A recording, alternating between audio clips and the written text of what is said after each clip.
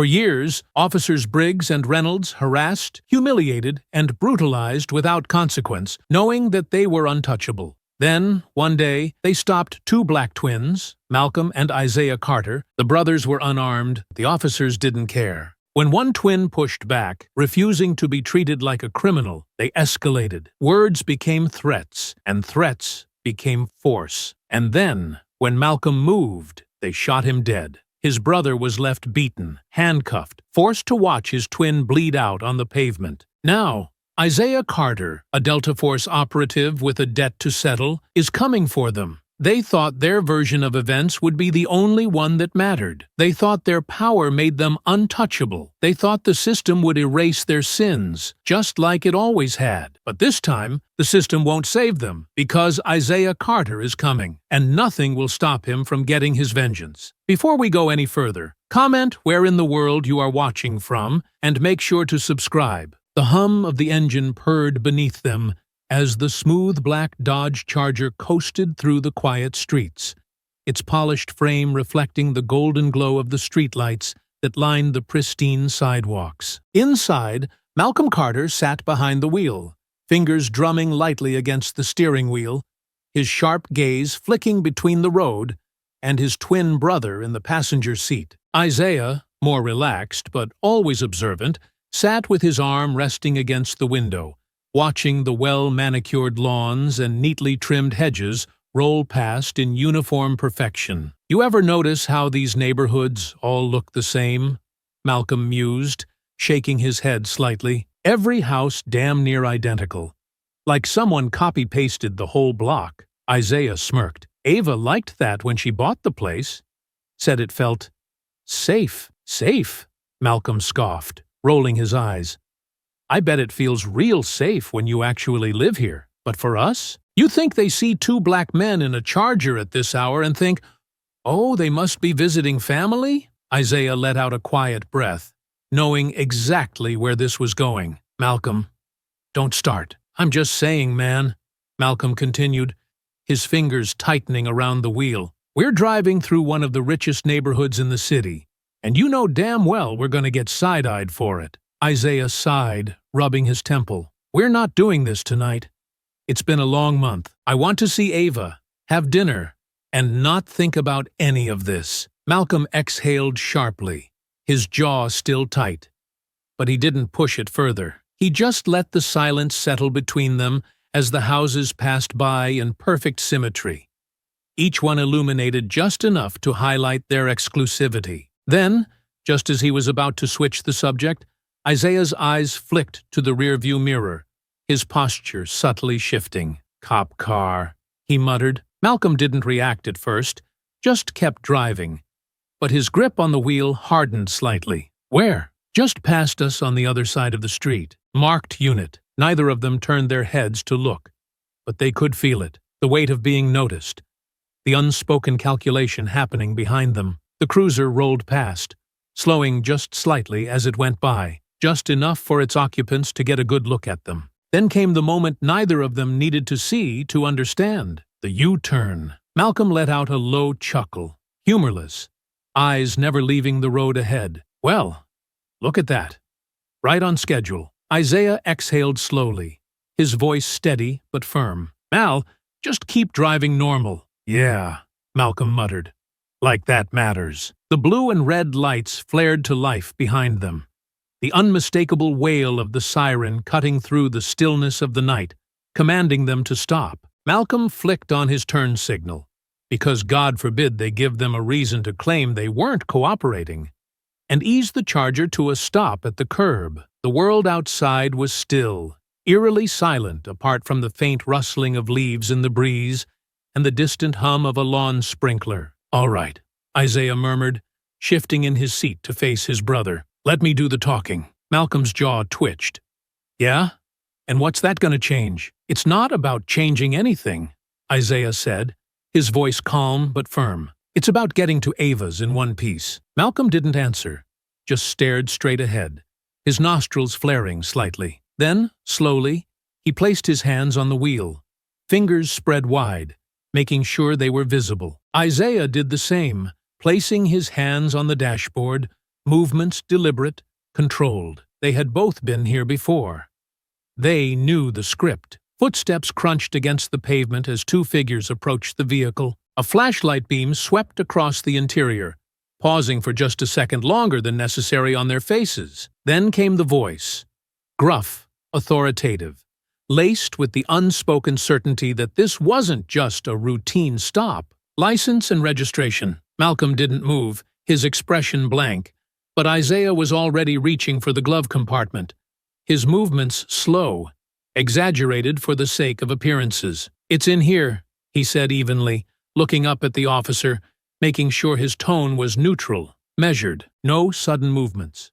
No agitation. The rules they had been forced to learn. The second officer hovered near Malcolm's window, his gaze sharp, scrutinizing. "Where are you two headed tonight?" Isaiah kept his focus on the first officer, handing over the documents without breaking eye contact. "We're on our way to our sister's house. She lives a few blocks up." The first officer took the documents without acknowledging the answer, glancing at the IDs before shifting his stance slightly. The second officer, Briggs, stepped closer to Malcolm's window, eyes narrowing slightly. "Step out of the car." Malcolm let out a slow breath through his nose, his fingers tightening on the wheel for just a fraction of a second. "Why?" Briggs's expression didn't change. "Because I said so." A muscle in Malcolm's jaw twitched, but Isaiah spoke before he could. "Officer, can we ask why we're being stopped?" The first officer, Reynolds, spoke this time. "There have been reports of break-ins in the neighborhood.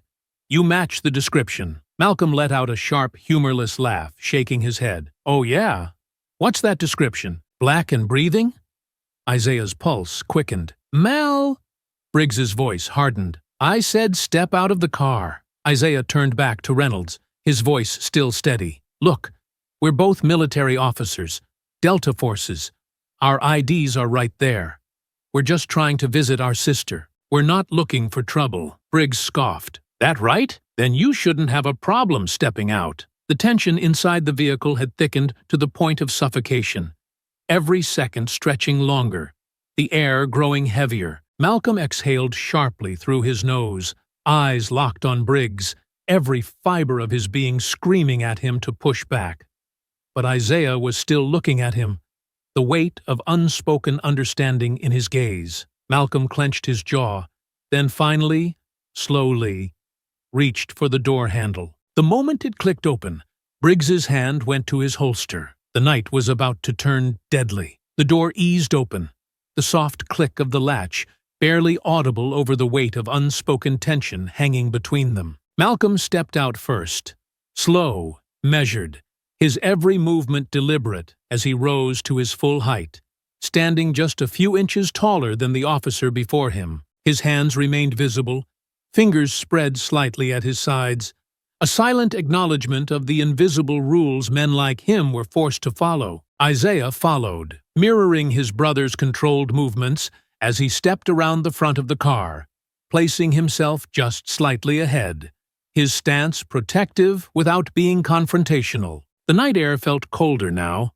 or maybe that was just the edge of something far more dangerous creeping in, pressing against his skin like a storm waiting to break. The officers remained rigid, their hands resting a little too comfortably near their belts, watching the twins with the kind of studied intensity that spoke less of protocol and more of personal suspicion. "Turn around, hands on the car," Briggs ordered, his tone leaving no room for discussion. Malcolm didn't move, his jaw tightened, nostrils flaring as his fingers curled slightly. For what? His voice was sharp, but not raised, not yet, because he knew better. But the weight of it was there, simmering beneath the surface. Briggs arched a brow, his lips curving into something that wasn't quite a smirk, but carried the same quiet arrogance. "Because I said so." Isaiah, already anticipating where this was going, lifted a hand slightly, not in surrender, but in a silent request for calm.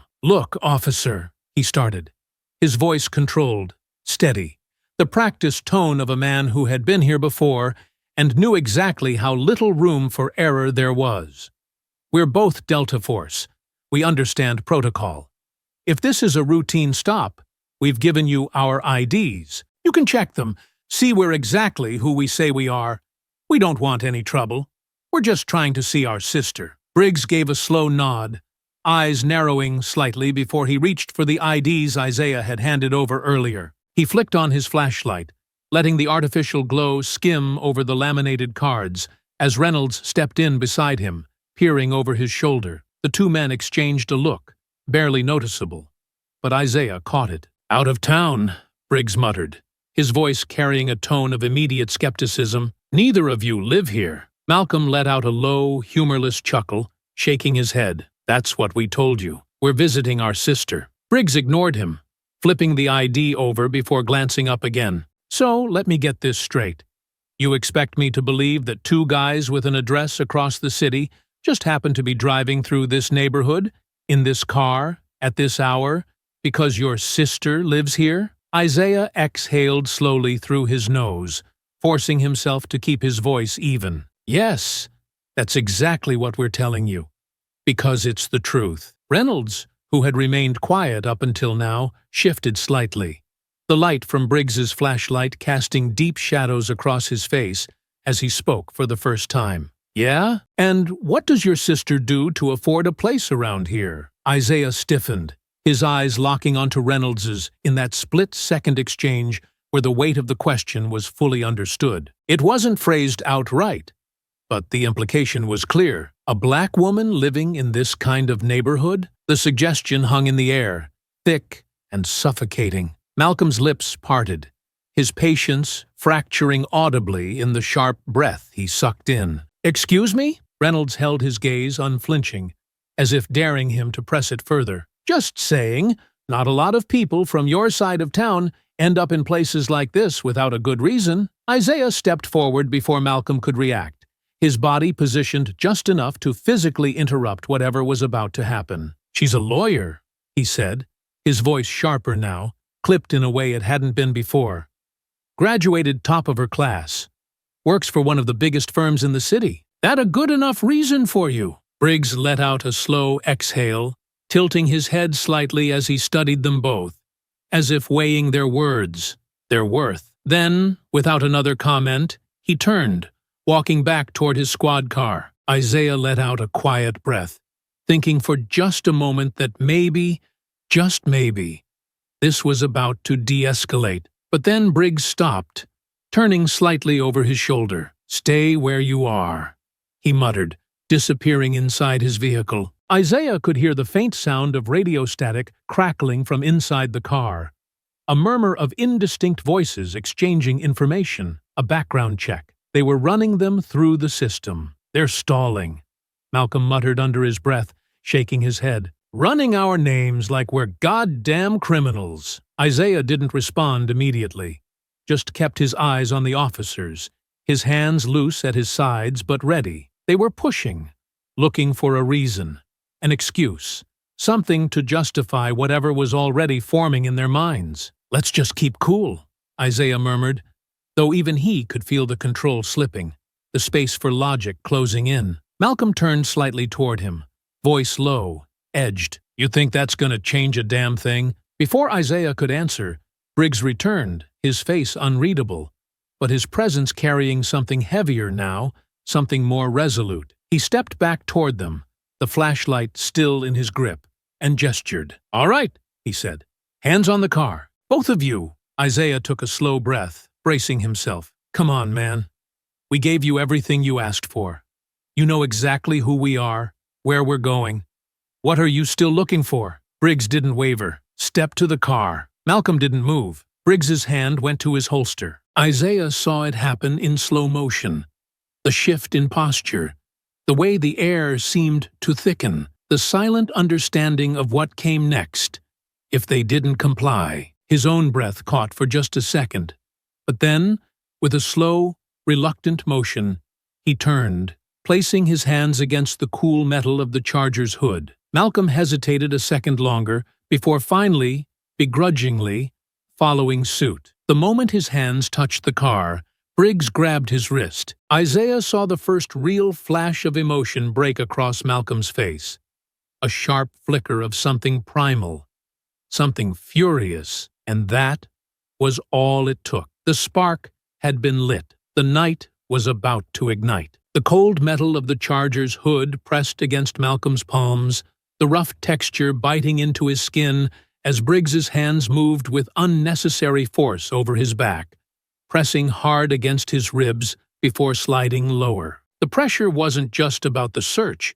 It was meant to provoke, to remind him who was in control. The weight of the moment settled over him, thick and suffocating, the air sharp with the unspoken tension of a game that had already been rigged against them before it even began. "Spread your legs wider," Briggs muttered, his tone clipped, edged with an arrogance that sent a hot pulse of anger straight through Malcolm's chest. Malcolm exhaled sharply, adjusting his stance, but only barely, just enough to avoid giving them anything they could twist into non-compliance. His fingers curled slightly over the hood. "Man, come on," he muttered, his voice low, brimming with frustration. "Ain't like I got a damn arsenal on me." Briggs didn't respond, didn't even acknowledge him, just continued the search, his hands pressing rougher now, shoving at Malcolm's pockets, his grip tightening like he was waiting for resistance. "You got a problem?"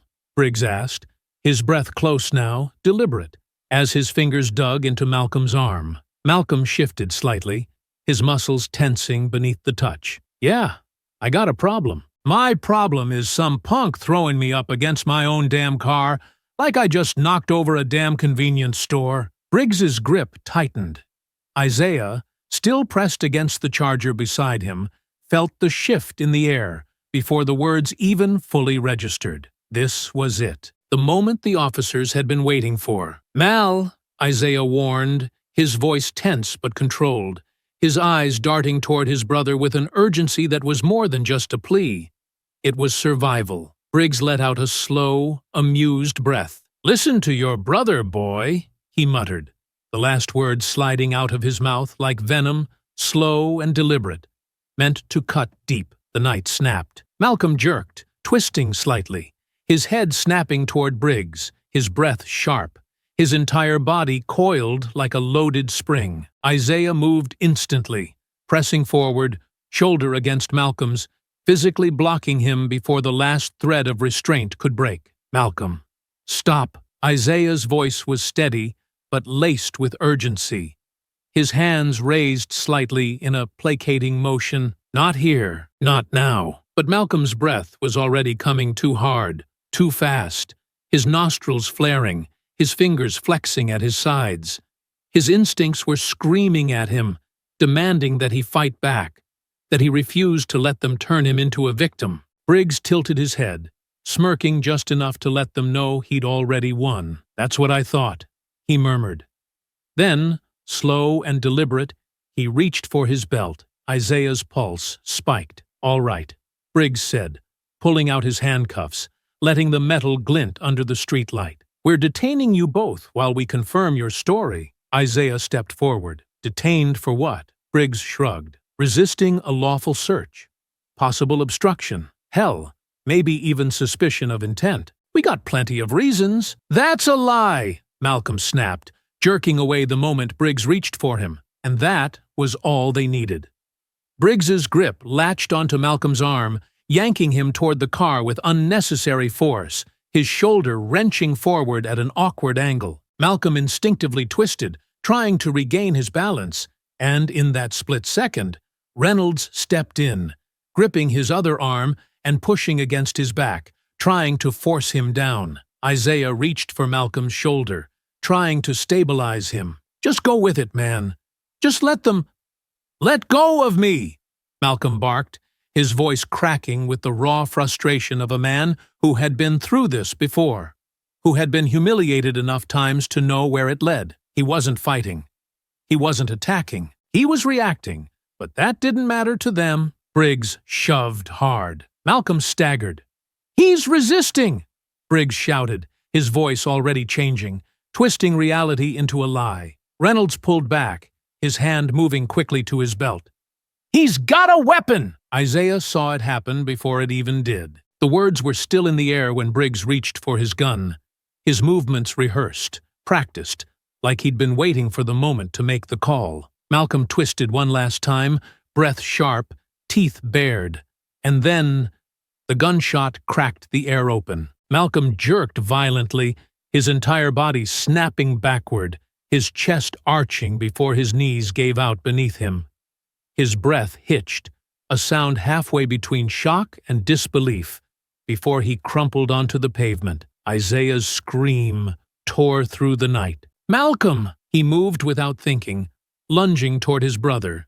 But before he could reach him, a white-hot explosion of pain surged through his chest. The taser hit him full force, electricity ripping through his body, locking his muscles into place, stealing the breath from his lungs. His legs gave out, his vision swimming as he hit the ground. "Officer down! He tried to grab my gun!" Briggs was screaming now, his voice frantic, but Isaiah could hear the lie in it, the premeditation, the way it was already being molded into the version they would tell. "Back up needed," Reynolds echoed, his voice high, breathless, his hand still gripping the smoking gun. Isaiah fought against the paralysis gripping his limbs, his vision hazy, his ears still ringing as he tried to push himself up, his body rebelling against him. His eyes found Malcolm. His brother lay sprawled just feet away, his chest barely rising, his fingers twitching weakly,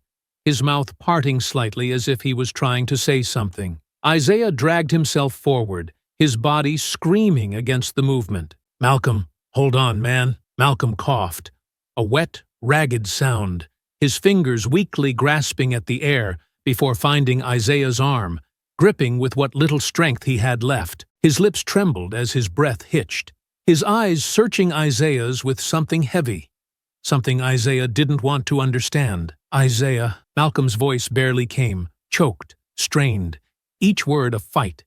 His fingers dug weakly into Isaiah's sleeve. "I'm sorry." Isaiah's breath shattered. "No, no, no, don't. Hold on, just—" His voice broke, his hand pressing over Malcolm's wound as if he could force time to reverse, to undo what had already been set in motion. Isaiah's hands trembled as he pressed down on the warmth spreading across his brother's chest, his breath coming in short, ragged gasps, his heart slamming against his ribs so hard it felt like his entire body might shatter beneath the weight of what was happening. Malcolm's body twitched weakly beneath him, his fingers barely moving, the warmth of life slipping away faster than Isaiah could hold it together. "Malcolm, stay with me, man," Isaiah begged, his voice cracking under the force of his own panic, the words coming too fast, too desperate. "Come on, man. You're good. You're good. You hear me? Just breathe. Just—" His voice broke as Malcolm's eyes fluttered, barely open, his lips parting. But no real sound came out. "Malcolm, please," Isaiah choked, his hands pressing harder against the wound, as if he could force his brother's life to stay inside his body, as if sheer desperation alone could undo the horror spilling out between his fingers. "Look at me, man. Just look at me. You ain't going nowhere. You hear me? You're not." Malcolm let out a weak, wheezing breath, his fingers twitching against Isaiah's sleeve, grasping, barely holding on. His lips moved, voice nothing more than a whisper, broken and trembling. "Don't let them," Malcolm coughed, his body seizing up under the pain, his fingers tightening with what little strength he had left. "Don't let them get away with this." Isaiah's breath hitched, his vision swimming with hot, stinging tears as he grasped onto his brother's hands, squeezing them, refusing to let go. "No, no, no, don't say that. You hear me? You're not dying, man. You're not. You can't." Then came the voices. "Get off him!" Hands wrenched at the back of Isaiah's jacket, tearing him away with a violent yank that sent him sprawling backward, his knees scraping against the pavement as he fought against them, his arms clawing forward, trying to hold on to Malcolm. "No, no, please." A sharp blow slammed into his ribs, white-hot pain exploding through his side as his breath punched out of his lungs. The impact sent him curling inward, instinctively shielding himself before another hit crashed into his side. Then another, each one a brutal punctuation to his screaming grief. "Stop resisting!" Isaiah gasped as he was forced onto his stomach, the rough asphalt scraping against his face as weight crushed down on his back.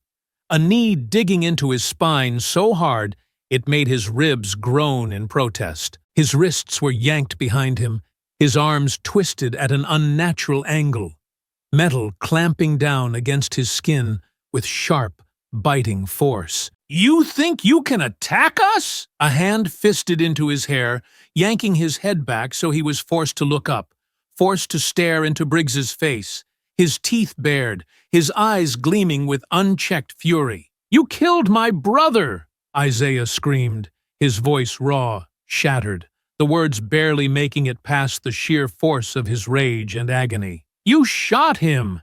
He didn't do anything!" Briggs scoffed, shoving Isaiah's head back down like he was nothing. "Yeah?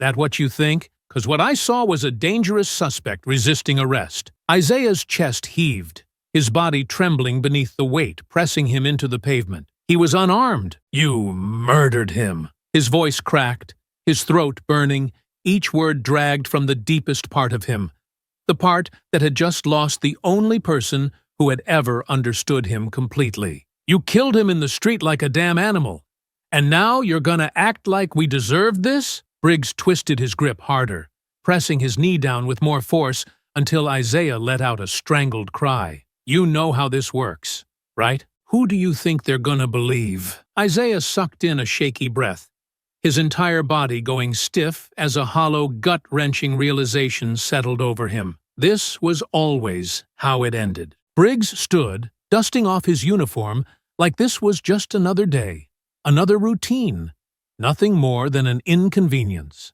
"We'll take it from here," he called out to the other officers arriving, his voice steady, confident, dripping with the certainty of a man who knew he would never face consequences. Reynolds hovered beside him, shifting slightly, his hands shaking as he holstered his weapon. His eyes flickered toward Isaiah, something hesitant in his expression, but it was gone as quickly as it appeared. He stepped back, nodded. "He reached for a weapon," Briggs said smoothly, his voice carrying across the street, as if the lie had already been accepted as truth. "We had no choice." Isaiah's stomach twisted, bile rising in his throat.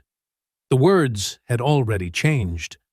The story was already being rewritten. His breath stuttered, a fresh wave of nausea rolling through him as he turned his head just enough to see Malcolm's body still lying motionless on the pavement, his blood pooling beneath him, dark and thick, seeping into the cracks of the concrete. His brother, his twin, his other half, gone. And they were going to erase him. "Hey!" A new voice cut through the chaos, sharp and demanding. "What is going on here?" Isaiah barely processed it before he was yanked up by his cuffs, his body hauled forward like dead weight. His vision swam, dizziness crashing over him, the world tilting violently as he was dragged toward the back of a squad car. "You're under arrest for assaulting an officer," someone muttered, but the words barely registered. White noise against the static roaring in his head. The door wrenched open, and then he was shoved inside, his body slamming against the hard plastic seat with enough force to make his ribs scream in protest. Through the smeared glass, Malcolm was still lying there. Still alone. Still bleeding out in the street, while the men who murdered him stood over him, deciding what version of the truth they would tell the world. Isaiah's fingers curled into fists behind his back, nails digging so hard into his palms that he thought they might break skin. Briggs walked past the window, his expression calm, composed, already moving on, like he had just checked another box on his to-do list. The last thing Isaiah saw before the door slammed shut was Malcolm's lifeless body, left behind on the pavement, like he had never mattered at all. The world blurred. Isaiah sat slumped against the cold plastic seat of the squad car, his wrists still bound behind him, the metal digging deep into his skin, but the pain barely registered. His breath came in short, hollow gasps, his chest rising and falling in uneven bursts as the blood rushing through his veins drowned out everything else. He could still feel the weight of Malcolm in his arms, could still hear the tremor in his brother's breath, the way his voice had cracked, those last words slipping out, barely above a whisper. "Don't let them get away with this." His throat tightened, his teeth clenching so hard that his jaw ached. But it didn't matter. None of it did, because Malcolm was gone, and he hadn't been able to stop it. The night passed in fragments, red and blue lights flashing against the pavement, indistinct voices shouting orders, the cold press of cuffs, the rough hands shoving him forward, the scent of sweat, asphalt, and blood clinging to the air. At some point, the car had started moving, the weight of the moment shifting as the squad car rolled away, taking him with it, dragging him away from Malcolm, away from the only piece of family that had ever felt like home. He didn't know how long they drove. The streets blurred together, indistinct shapes and neon signs streaking past the window, like something out of a dream. But none of it felt real. Nothing felt real. His fingers twitched uselessly behind him, his nails digging into his palms, his muscles locked so tight his entire body felt like it might snap under the pressure. His mind kept looping back, kept dragging him back to the last time he and Malcolm had been in a car together, just hours earlier, laughing about identical houses in a neighborhood that wasn't made for them. Ava liked that when she bought the place, said it felt safe, safe. A choked, bitter sound pressed against the back of his throat, but it never made it past his lips. The weight of grief was too thick, too heavy, coiling around his ribs like a steel vice. His head tipped back against the seat, his gaze unfocused, his thoughts slipping into the past like water through trembling fingers. He and Malcolm had always been together, always, from the moment they were born, side by side, their mother holding them close, whispering their names like they were meant to be spoken in the same breath. Malcolm and Isaiah, Isaiah and Malcolm. They had fought together, laughed together, bled together. They had survived. As kids, they had learned young what it meant to be feared before they were even old enough to understand why. They had learned to keep their hands visible in convenience stores, to stay still when a cop car rolled by, to smile just enough to seem unthreatening but not so much that it looked forced. They had learned to control their anger, to bury it deep, to push it down so far that it couldn't be used against them. But Malcolm had never been able to push it far enough. Isaiah had always been the one to step in, the one to keep him grounded, the one to pull him back when the world tried to push him too far. But this time, this one time, he hadn't been fast enough. He hadn't been strong enough. He hadn't saved him. He squeezed his eyes shut, his head pounding, his hands curling into fists behind him. It should have been him. If he had just stepped in sooner, if he had just kept Malcolm from speaking, from moving, from breathing too freely in a space that was never meant for them. The car slowed, turning sharply, and the sudden motion yanked him out of his thoughts. His eyes opened, his breath catching as the reality of the moment crashed back into him. The precinct loomed ahead, its fluorescent lights buzzing against the night, sterile and indifferent. The car rolled to a stop. A door opened, then hands were on him again, dragging him forward, forcing his body upright as his legs struggled to catch up with the movement. His feet stumbled against the pavement as they hauled him out of the car, the shift in motion sending another wave of dizziness crashing over him. His ribs throbbed, his skull still aching from where he had been slammed into the ground. But the officers didn't slow, didn't care. The inside of the station was just as harsh, all white tile and dull overhead lights, the scent of sweat and coffee thick in the air. He was shoved forward, past rows of desks, past officers who barely even looked up as he was dragged through the booking process, barely more than a body, barely even a person. They took his fingerprints, his mugshot. They took everything. And through it all, he said nothing. Not because he had nothing to say, but because none of it mattered. Malcolm was dead. They had won. Time passed in a haze. He didn't know how long he had been sitting there, his body slumped in a hard plastic chair, his hands cuffed to the table in front of him. His head hung low, his breathing shallow, his thoughts tangled in something too thick, too dark to pull himself out of. The door creaked open. Isaiah barely reacted, his body too heavy, too exhausted, the weight of his grief sinking so deep he wasn't sure he could ever climb out of it. Then, Isaiah! The voice snapped through him like a jolt of electricity. His head lifted. Ava stood in the doorway, her eyes wide, her chest heaving, her entire body radiating something sharp, something barely contained. Her hands trembled as she stepped forward, as she took in the bruises blooming along his jaw, the dried blood crusting at the corner of his mouth, the way his wrists were still bound to the table like he was the criminal. For a moment, she said nothing. Then her breath hitched, and her face twisted into something Isaiah had never seen before. Something shattered, and Isaiah realized she already knew. The weight of it crushed him all over again. Ava stood in the doorway, her breath shallow, her fingers curled into fists at her sides as she took in the sight of her brother. His head bowed, his wrists shackled to the table, his entire body slumped with the weight of something she couldn't begin to put into words. Isaiah barely moved. He sat there, still as stone, his chest rising and falling in slow, uneven breaths. His face was bruised, dark splotches blooming along his jaw and beneath his right eye. His knuckles raw, dried blood still crusted at the corner of his mouth. His clothes were stained, dirt, sweat, and something darker smudging the fabric. But none of that was what made Ava's stomach twist into knots. It was his eyes.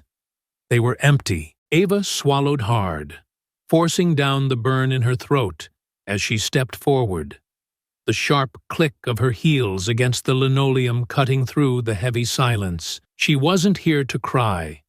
She wasn't here to grieve. Not yet. Right now.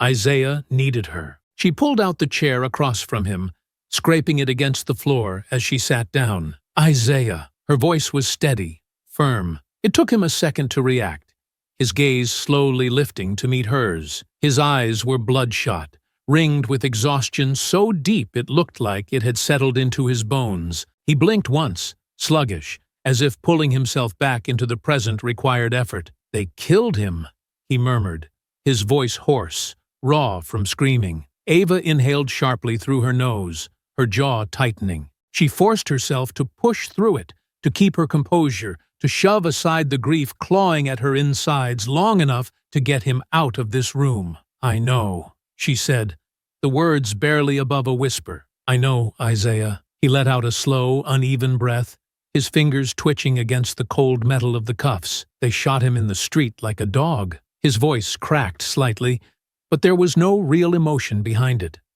Just emptiness, just fact. Ava reached forward, her fingers brushing lightly against his wrists, against the metal digging into his skin. We're getting you out of here. A flicker of something crossed Isaiah's face.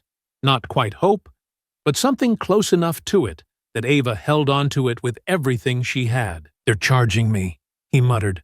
Assaulting an officer. Resisting arrest. They're gonna say Malcolm attacked them. They're already saying it. Ava's stomach twisted. Of course they were. The lie was already forming, already being pushed forward in official statements and press briefings, already being shaped into something that painted the men with badges as heroes, and Malcolm as the aggressor. Isaiah's breath shuddered, his hands clenching into fists. He didn't fight them, Ava. I swear to you, he didn't. Isaiah. Ava reached forward again, her grip firm but careful. I believe you. I believe you. Isaiah closed his eyes for a brief second, just enough to let the weight of her words settle over him before opening them again. They're gonna get away with it, aren't they? Ava's lips parted slightly, her throat tightening. She wanted to tell him no.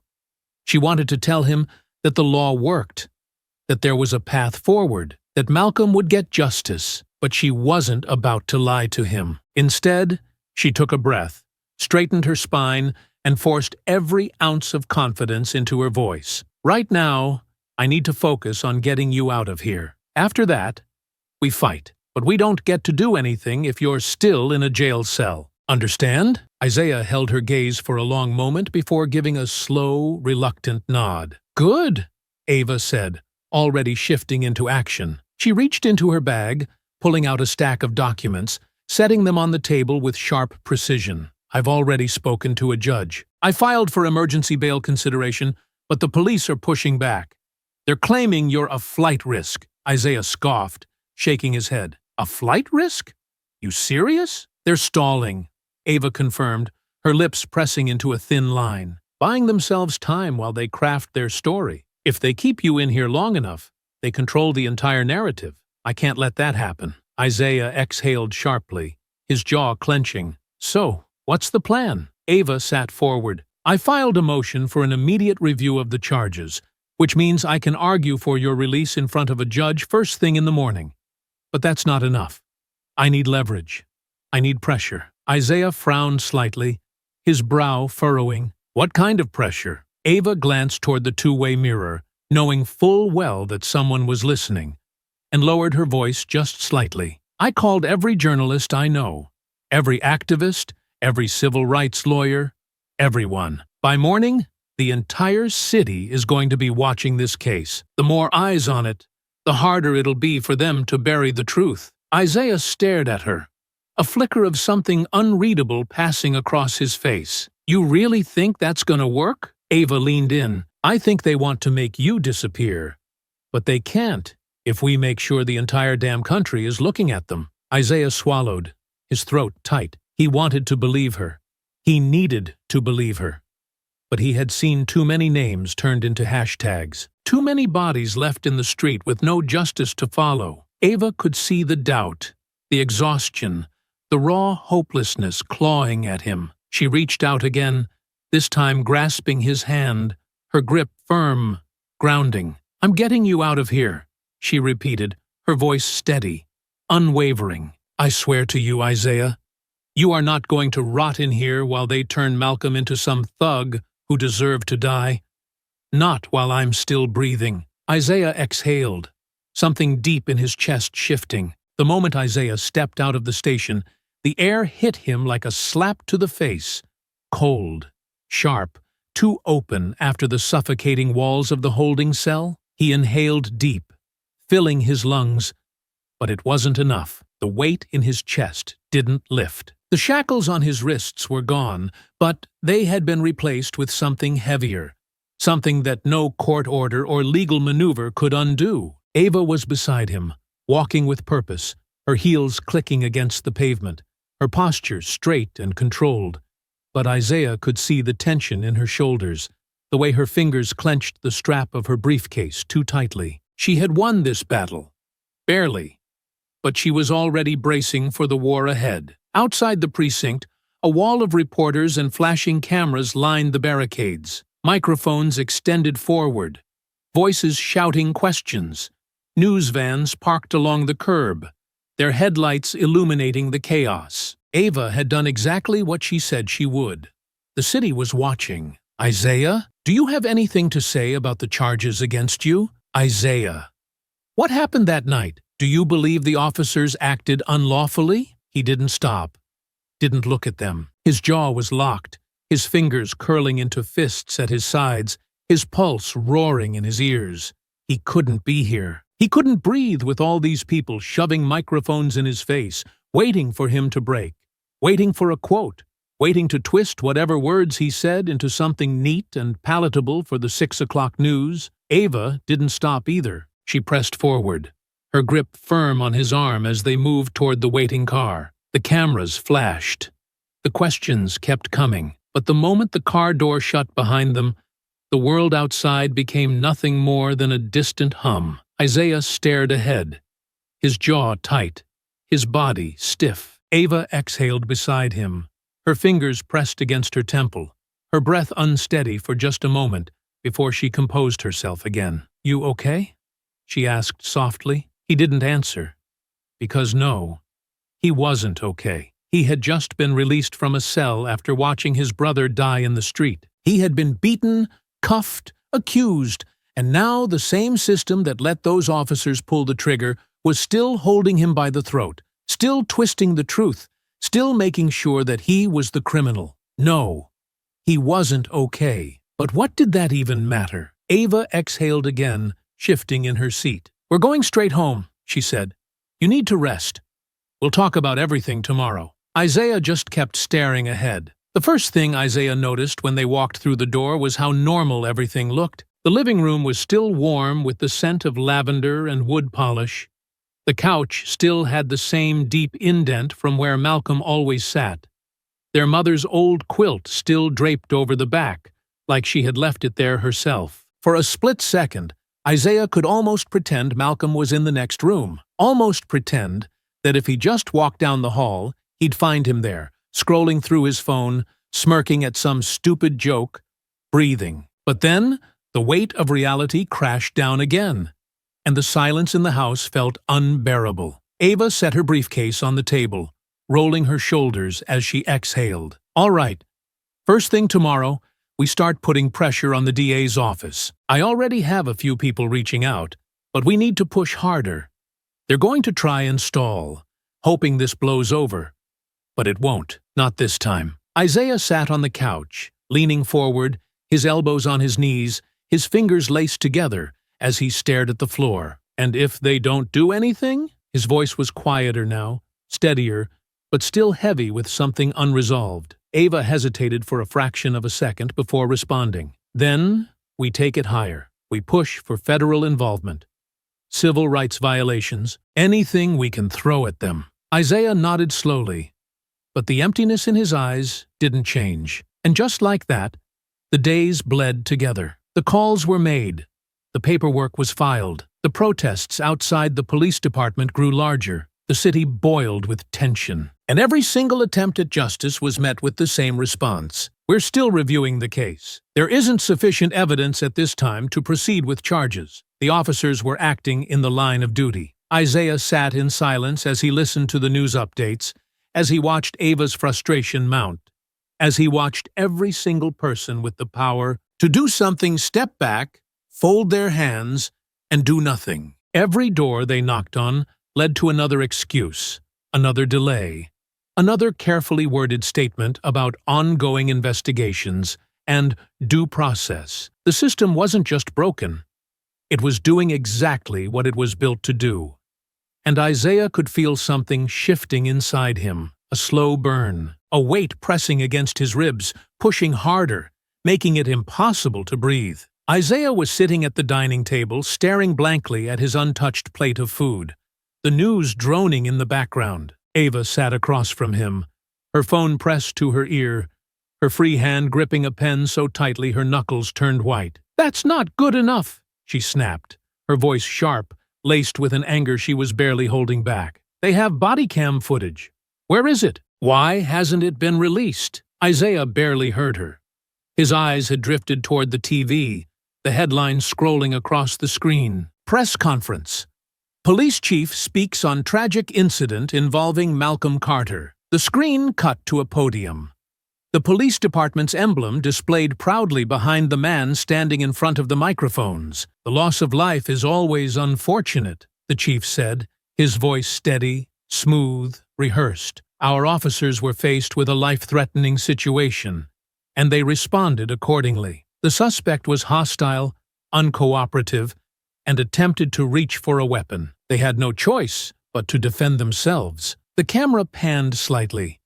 Briggs and Reynolds stood to the side, their faces blank, their uniforms crisp. Then, Briggs stepped forward. "It's always difficult when situations escalate like this," he said, his voice just the right amount of solemn, just the right amount of regretful. "We never want to take a life, but when an officer feels threatened, we have to protect ourselves. I feared for my life." Isaiah's fingers curled into his palms. "I wish things had gone differently," Briggs continued. "But that man left us no choice." Something inside Isaiah snapped. The emptiness in his eyes burned away, replaced with something sharper, something hotter, something that made his entire body go rigid. Ava was still on the phone, her voice rising, but she must have seen it. The way his entire demeanor shifted, the way his hands trembled with something far more dangerous than grief. "Isaiah?" He didn't respond, because at that moment, the fire had consumed him completely, and he knew. If the system wasn't going to give him justice, then he was going to take it himself. He hadn't realized his nails had dug so deep into his palms that they'd drawn blood until Ava's voice cut through the air. Isaiah. It was cautious. A name spoken not in authority, not in reassurance, but in knowing. He didn't look at her, didn't move, didn't do anything but keep his gaze fixed on the television, as if burning holes into the screen would make the lies unravel. Ava set her phone down, exhaling sharply. "Isaiah, talk to me." His jaw twitched, his fingers flexing. "You heard it," he said, his voice lower than usual, rough, as if it had been scraped raw from the inside out. "You heard every damn word." Ava hesitated, then nodded slowly. "I did." Isaiah inhaled through his nose, forcing himself to keep the anger contained, but it was pushing against his ribs, slamming against his chest, burning hot enough that it felt like it might split him open from the inside. He turned toward her then, his movements controlled, but his eyes, they were different, no longer hollow, no longer grief-stricken. They burned. "And what do we do now?" His voice was eerily calm, the kind of calm that existed only in the moments before a storm. Ava's lips parted slightly, her fingers tightening around the edge of the table as she measured her words. "We keep fighting," she said, her voice firm, unwavering, the words carrying the weight of someone who had spent her entire life navigating the legal battlefield. Someone who had built an entire career out of pushing against an immovable system. "We go back at them harder. We apply more pressure. We make sure they don't get to control the narrative." Isaiah let out a sharp, bitter exhale, shaking his head. "The narrative," he muttered, the word tasting like acid in his mouth. "That's all it is to them, isn't it? A damn story. A version of events they get to shape, get to bend until it fits what they need it to be." Ava held his gaze, her breath steady, but Isaiah could see it, the flicker of unease beneath her composure, the way she was bracing herself. Isaiah leaned forward, placing his hands on the table, his knuckles white. "Malcolm is dead, Ava." His voice wavered for just a fraction of a second before it hardened again. "And they're gonna walk. You know it. I know it. Hell, they know it. Every time we apply pressure, every time we push harder, all we're doing is playing their game. But the system is already rigged, and we're the only ones still pretending like it's not." Ava swallowed, her fingers gripping tighter. "Isaiah, you told me to believe in the system." Isaiah pressed on, his voice rising, not with hysteria, but with something deeper, something raw and unfiltered. "You told me there was a way forward, that there was still a chance for justice. And I did. I sat here. I waited. I watched you fight for every angle, and all we've gotten is locked doors, empty statements, and those pigs standing up there on national television calling my brother a threat." Ava's face tightened, but she didn't speak. Isaiah exhaled sharply, shoving away from the table, pacing, his hands running over his head, frustration rolling off of him in waves. "Self-defense," he spat. "Fear for their lives." He let out a harsh, humorless laugh, shaking his head. "That's all it takes, huh? That's all it takes to justify murder." Ava pushed up from her seat now, standing, her voice stronger. "You think I don't know that?" she snapped, and for the first time, there was an edge of something unrestrained in her voice, something that slipped past the controlled mask she always wore. "You think I don't know exactly how this goes?" Isaiah turned toward her, his breath heaving, his chest rising and falling with something that had been brewing for too long. Ava's lips trembled slightly before she pressed them together, steeling herself. "You're right," she said, and it was so quiet at first that he almost didn't hear it. "Everything about this is rigged. Everything about this is designed to protect them. And I hate it, Isaiah. I hate it. But you have to let me keep fighting this the way I know how." Isaiah shook his head, his fists clenching at his sides. And how do you know it's gonna work? How do you know we're not just giving them more time to clean this up, to erase Malcolm completely? How do you know? Ava inhaled sharply, her throat bobbing. I don't, she admitted. And the honesty in it was enough to make Isaiah stop. I don't know. But if we go outside the system, if you do something you can't take back, then they win. They'll get exactly what they want. Isaiah stared at her for a long, suffocating moment, the silence between them thick with everything unsaid. Then he shook his head. They already won, he murmured. And Ava knew. She knew the moment his voice dropped like that, the moment the fire in his eyes settled into something colder, something unchangeable, something final. Her stomach turned. Isaiah! But he was already stepping back, already turning toward the door, already slipping away from her like a shadow breaking from its anchor. Isaiah, wait! Ava pushed forward, reaching for his arm, desperation creeping into her voice now.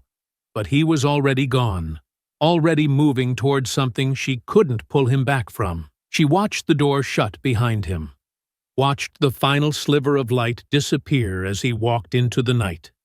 And for the first time since this all started, Ava felt fear. The night wrapped around Isaiah like a second skin, the cool air brushing against his face as he moved through the city with a new kind of purpose.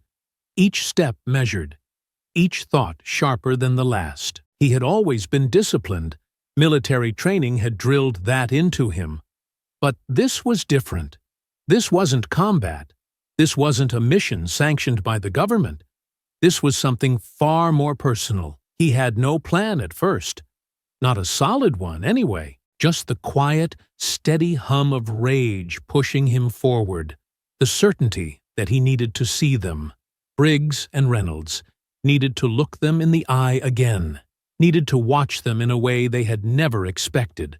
The same way predators stalked prey before the kill. It didn't take long. Police officers weren't as untouchable as they thought. They had routines, patterns, lives outside of the job. And Isaiah was good at what he did. Better than they could ever know. The first thing he learned was that neither of them had a wife. No children. No families waiting for them at home. Briggs lived alone in a modest but well-kept house in a quiet part of the city. A neighborhood that was mostly white, mostly upper-middle class. The kind of place where people trusted the police because they had never had to fear them. He got home at the same time every night, parked his car in the driveway, and took exactly 5 steps up to his front door before disappearing inside. No porch lights, no security cameras. Reynolds was the same. A small apartment, clean, unremarkable. He spent most of his time alone, except for the nights when he drank himself into a stupor at a local bar a few blocks from the precinct. It wasn't enough. Isaiah needed to know them, needed to see past their uniforms, past the carefully curated personas they presented to the world. He wanted to understand what kind of men they really were. Not just the ones who had pulled the trigger that night, but the ones they had always been. So he dug deeper. And the more he found, the worse it got. The first thing that sent a fresh wave of fury rolling through him was the complaints. There were so many. Excessive force, racial profiling, suspicious stops. Isaiah spent hours combing through old reports, finding patterns that no one had cared enough to investigate. Too many black men stopped for no reason. Too many injuries sustained during routine arrests. Too many names attached to complaints that had mysteriously gone nowhere. Briggs had been in the department for years, long enough to build a reputation, long enough to know exactly how far he could push the line without consequences. He had been accused of brutality 7 times, but every single report had been reviewed and dismissed. The details made Isaiah's stomach churn. A young man, barely 19, beaten so badly during an arrest that he had suffered permanent nerve damage. An older black veteran, pulled over for a traffic violation, slammed against the pavement when he asked why he had been stopped. A father, arrested in front of his children for disturbing the peace when he had simply been recording police activity outside his home. Each story was worse than the last.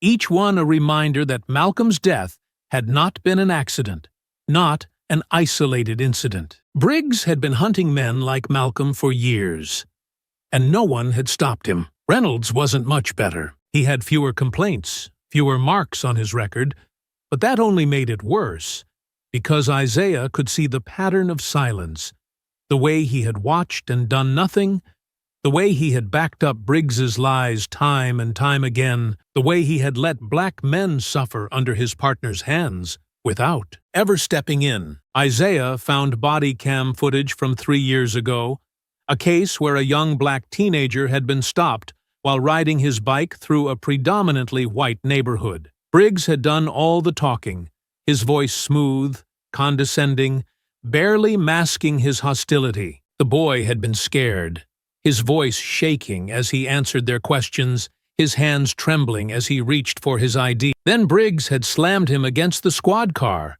accusing him of reaching for something else, of acting suspicious. Isaiah watched the footage, his breath locked in his chest. The boy hadn't fought, hadn't resisted. He had just stood there, too scared to move, too shocked to react, and Reynolds had done nothing. The video ended with Briggs shoving the kid onto the pavement, handcuffing him, his voice calm as he told him he was being detained for failure to comply. Isaiah shut his laptop. The anger had been a steady hum before. Now it was a roar, something hot and alive, something that made his fingers tremble with the effort it took to stay still. This wasn't about Malcolm anymore. This was about all of them. Every single name buried under police reports. Every single man who had been beaten, humiliated, locked in a cage, left in the street, erased like their existence had never mattered. This was about every single man who had been Briggs and Reynolds's prey and never got to fight back. Isaiah clenched his jaw, exhaling slowly, forcing the air through his lungs before it burned him from the inside out. He pressed his hands against the desk, grounding himself, steadying himself. He had all the information he needed. Now it was time to decide what to do with it. Tertus. He left the apartment in the dead of night, his hood pulled up, his steps silent against the pavement. Briggs's house was first. Isaiah stood across the street, watching from the shadows, his gaze locked on the dark windows, on the faint glow of a television flickering inside. He imagined Briggs sitting there, drinking a beer, flipping through channels without a second thought about the life he had stolen. Isaiah exhaled slowly. Reynolds's apartment was next. Same routine. Same watchful silence. The bar down the street was still open, half full of cops just getting off shift, laughing over cheap whiskey, letting the world fade into static because none of them had ever had to care. Isaiah turned away, his fists clenched. His path was clear now, and soon Briggs and Reynolds would finally know what it felt like to be hunted. The night wrapped around Isaiah like a cloak, the city stretching out before him in a dull haze of neon signs and distant sirens. He moved through the streets with purpose, his body loose, controlled, his steps silent against the pavement. The fire burning in his chest had cooled into something else now, something colder, something sharper. The anger was still there, raw, pulsing, alive, but it had settled beneath the surface, honed into focus. He wasn't just a grieving man anymore. He was a predator, and tonight, Reynolds was the prey. The bar was exactly what he expected. A dimly lit hole in the wall, tucked away on a quiet street just a few blocks from the precinct. The kind of place where cops gathered after their shifts to drink, to laugh, to blow off steam without worrying about the wrong eyes watching. It was barely half full when Isaiah arrived, just a scattering of officers nursing beers, engaged in low conversation, their backs turned to the world outside. And then there was Reynolds. He sat near the center of the room, his body slouched comfortably in the booth, a whiskey glass held loosely between his fingers. His uniform was gone, replaced by casual clothes, but he still carried himself the same way. Relaxed, confident, shoulders squared like a man who had never known real fear. Isaiah lingered in the shadows near the back, close enough to listen without being noticed. He could hear the low murmur of conversation, the occasional clink of ice against glass, but it wasn't until another officer leaned in, grinning, amused, that Isaiah's blood ran cold. "Man, the media's eating this case alive," the other cop said, shaking his head. "You and Briggs gonna be good?" Reynolds smirked, lifting his glass. "You know how it is. Standard protocol. Internal review. A couple weeks of paid leave, then we're right back to it." He took a sip, his expression completely unbothered, as if this was nothing more than a minor inconvenience. Isaiah's fingers curled against the edge of the table beside him, his breath steady but deep. The other officer chuckled. "Gotta say, man, that was one hell of a shot. You sure that guy didn't have something on him?" Reynolds scoffed, shaking his head. "Please. If he did, we'd have found it, planted it, whatever it took. Doesn't matter, though. That kid sealed his own fate the second he got mouthy. I swear, they never learn." Isaiah's world tilted. The breath left his lungs in one sharp, violent exhale, his muscles going rigid, his nails digging into his palms. They were bragging, laughing, mocking Malcolm like he had been nothing, like he had been just another name, another statistic, another inconvenience erased without consequence. Reynolds leaned back, shaking his head, voice dripping with amusement. Briggs had to put on the whole shaken officer act for the cameras. But between you and me, we did the city a favor. Ain't nobody gonna miss that guy. Isaiah barely heard the response, barely felt anything other than the slow, controlled rage sinking its claws into his chest, burrowing deep, wrapping around his ribs and squeezing until he could barely breathe. His ears rang, his vision narrowed, and in that moment, he knew there was only one path forward. No courts, no appeals, no pressure on the system. He wasn't going to fight for justice anymore. He was going to make it himself. Isaiah stepped out of the bar, inhaling the crisp night air, letting it settle in his lungs, letting it cool the fire burning inside him just enough to keep his thoughts sharp. Reynolds and Briggs thought they were untouchable, thought the badge gave them power, gave them the right to decide who lived and who died. Isaiah was going to show them how wrong they were. He had been turning over the possibilities in his mind for days. What to do, how to do it, whether to make it slow or fast, whether to make it a message or a simple execution. He had studied them, memorized their routines, learned the patterns of their lives the way a sniper learned his target's weaknesses. But now, the decision had been made. They were going to die exactly like Malcolm did. The same fear, the same helplessness, the same powerlessness Malcolm had felt when they threw him against the car, when they slammed him to the ground, when they pulled the trigger and let his blood soak the pavement. Reynolds was going to feel it first. Isaiah exhaled, pulling his hoodie tighter around his face, his mind already constructing the next steps. He would need timing, isolation, the right location. It couldn't be rushed. It had to be perfect. Reynolds left the bar around the same time every night, usually alone. He walked to his car in the back lot, away from the main road, away from the streetlights. Too cocky to be cautious, too confident to even consider the idea that someone might be watching. Isaiah checked the time. He still had 15 minutes before Reynolds would stumble out, slightly buzzed, but still steady enough to drive. Perfect. He moved quickly, slipping around the side of the building, staying low, moving through the alley until he reached the parking lot. He found the spot, a shadowed corner near the back fence, just beyond the range of the security camera mounted near the entrance. And then he waited. The cold air did nothing to dull the steady pulse of anticipation thrumming beneath his skin. His muscles coiled with the kind of tension he had only felt before battle, the kind of singular focus that came just before the first shot was fired. His breath was slow, steady. He could already picture it. Reynolds stepping out, unaware, completely at ease, walking to his car with the same arrogance he had carried in that bar. Isaiah would let him unlock the door, let him relax, let him think for one final moment that his world was still exactly as he had left it. And then Isaiah would drag him to the ground, shove him against the pavement, press his face against the asphalt, just like they had done to Malcolm. And then he would let Reynolds understand, fully, completely, with no escape, no mercy, exactly what it had felt like to be Malcolm in those last, gasping seconds. Isaiah's fingers flexed. He heard the bar door open.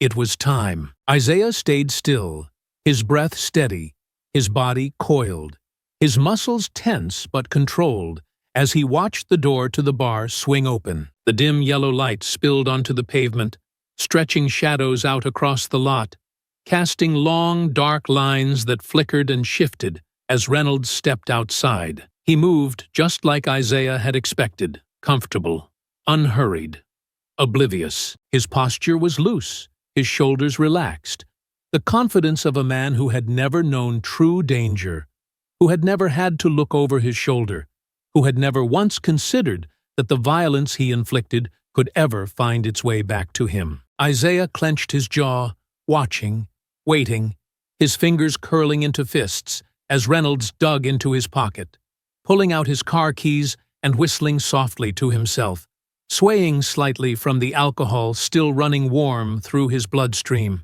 He wasn't drunk, not enough to stumble, but enough to dull his senses, to make him sloppy. Reynolds reached his car, pressed the unlock button, and the chirp of the alarm cut through the night air. That was when Isaiah stepped forward. He moved slow, deliberately, his steps measured as he let his presence be known, the sound of his boots scraping against the pavement just enough to pull Reynolds's attention. The officer stiffened slightly, glancing over his shoulder, and for a split second, there was no recognition, no real concern, just mild irritation, as if Isaiah was some drunk who had wandered too close. Then his eyes sharpened. He knew. A slow, arrogant smirk spread across his face. "Well, well," Reynolds muttered, turning fully now, pocketing his keys. "Didn't expect to see you out here, Carter." Isaiah said nothing. Reynolds tilted his head slightly, looking him up and down with the same condescension he had seen that night outside Ava's house. The same easy arrogance of a man who thought he was untouchable. "What?" he said, voice laced with amusement. "You come out here looking for some answers? Hoping I'll admit something for your little court case?" He let out a sharp chuckle, shaking his head. "Man, I gotta say, I respect the dedication, but I already told you. There's nothing to fight here." It was a clean shooting. Isaiah inhaled slowly through his nose, forcing himself to stay still, to hold back the fury curling inside his chest like a living thing. Reynolds scoffed, stepping closer, his smirk widening. "Come on, don't look at me like that. It's not personal. It's just the way the world works. You and your brother made a mistake, and you paid for it. I mean, Malcolm was always going to end up dead sooner or later, right? Might as well have been me that put him down." Isaiah moved, before he even made the conscious decision to. His fist slammed into Reynolds's mouth, the impact cracking through the night air, the force behind it sending the officer staggering back into his car. The arrogance vanished. Reynolds lifted his head, his lip split open, blood dripping down his chin, shock flickering across his face before it morphed into something uglier. Anger, disbelief, fear. "You crazy son of a—" Isaiah was on him again before he could finish. His second punch crashed into Reynolds's ribs, his knuckles slamming into flesh and bone, and the officer grunted, wheezing as he hunched over. Isaiah followed up, his elbow smashing into Reynolds's temple, the sharp impact sending him stumbling sideways, his hands scrambling for balance against the car. "You didn't think I was gonna do anything, did you?" Isaiah's voice was low, even, deadly. He took a step forward as Reynolds straightened, his breath coming hard now, his hands lifting instinctively. Not to fight, not yet, but to placate. "All right, Carter, listen." Isaiah didn't listen. His knee drove into Reynolds' stomach, cutting off whatever pathetic excuse was about to leave his mouth. The officer gasped, his body curling inward, spitting blood onto the pavement as he stumbled back. Isaiah didn't stop. He wouldn't stop. He grabbed Reynolds by the collar, yanking him forward before slamming him face first onto the hood of the car. His cheek pressed against the cold metal, his breath ragged. "This what it felt like," Isaiah muttered, his voice low, seething, his grip tight against the back of Reynolds's neck. "When you threw Malcolm down? When you put your knee in his back?" He pressed down, forcing Reynolds against the car, grinding his face against the metal, his breath coming in sharp, broken bursts. "This what it felt like when you held him down and let Briggs put a bullet in him?" Reynolds struggled, his body twisting, his hands pushing back. But Isaiah barely felt it. You don't want to do this," Reynolds panted, his voice strained. "You put your hands on a cop, Carter, and you'll never walk free again." Isaiah yanked him back, spun him around, and drove his fist into his stomach. Reynolds choked, doubling over, a wet, gasping noise tearing from his throat. Isaiah grabbed him by the collar again, dragging him upright, forcing him to look at him. "You think I give a damn about walking free?" Isaiah's voice was a snarl now, his chest heaving, the weight of Malcolm's death, of every injustice, of every name erased by men like Reynolds and Briggs boiling over. Reynolds's eyes widened, a flicker of something real passing over his face now, understanding. This wasn't a grieving man throwing punches in anger. This was vengeance. And Isaiah wasn't done. Not even close. He slammed Reynolds against the car again, twisting his arm behind his back, his grip tightening against his wrist until the officer groaned in pain, his knees buckling beneath the force of it. Isaiah leaned in close, his breath hot against Reynolds's ear. "You ever hear a man beg for his life before?" he murmured. Reynolds's breath hitched. "Because I have," Isaiah continued.